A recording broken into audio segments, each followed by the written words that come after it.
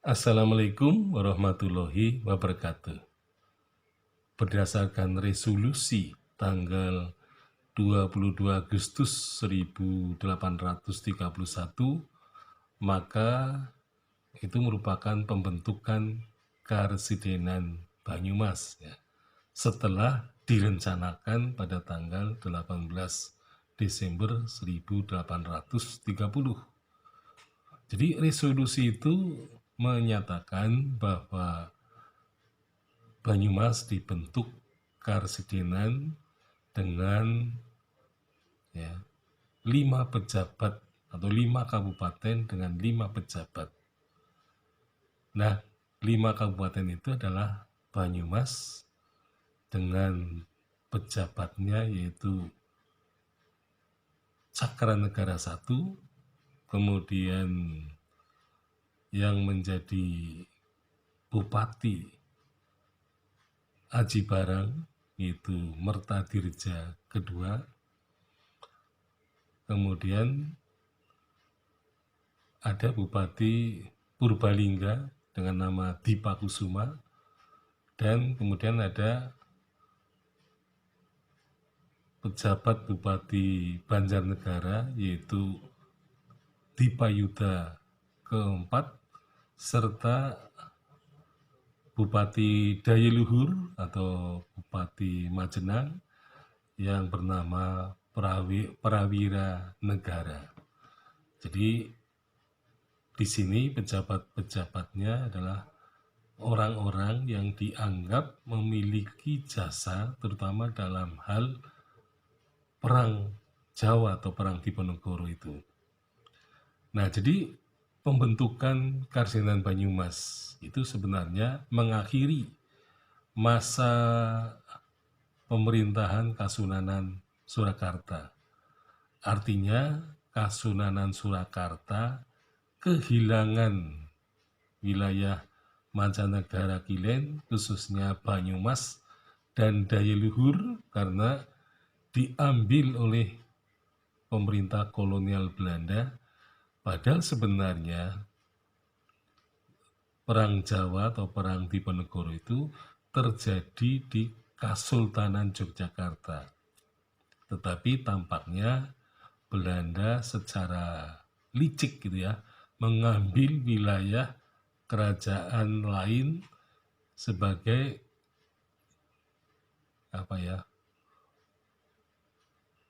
kerugian gitu ya dari perang atau sebagai pampasan perang. Nah, jadi sebenarnya aneh gitu ya. Nah, sebenarnya kalau orang melihat itu aneh, maka sebenarnya juga tidak ya, karena sebenarnya ketika Perang Jawa atau Perang Diponegoro meletus, Kasunanan Surakarta memang bersikap mendua. Di satu sisi ya, di depan mata dia mendukung Belanda, tetapi di belakang mereka mendukung Pangeran Diponegoro. Jadi tujuannya adalah supaya Kasultanan Yogyakarta ini bubar. Nah, kalau bubar, maka akan digabungkan kembali menjadi Kerajaan Mataram. Jadi, cita-cita Kasunanan Surakarta adalah agar Kasultanan Yogyakarta itu bubar dan kemudian bersatu lagi dengan Kasunanan Surakarta itu.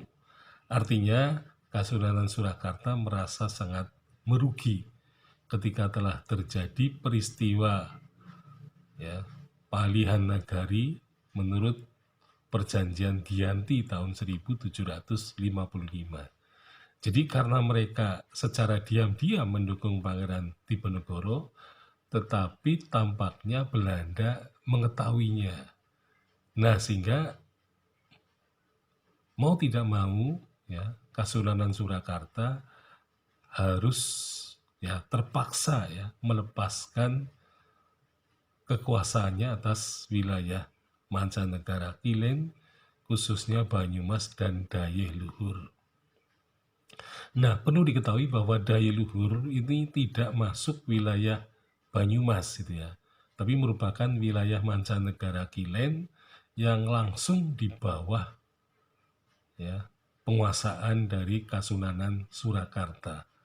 Tetapi kemudian oleh Belanda digabungkan menjadi satu wilayah karesidenan, tetapi tampaknya nasib dari Kabupaten Dayiluhur adalah sangat cepat berakhir.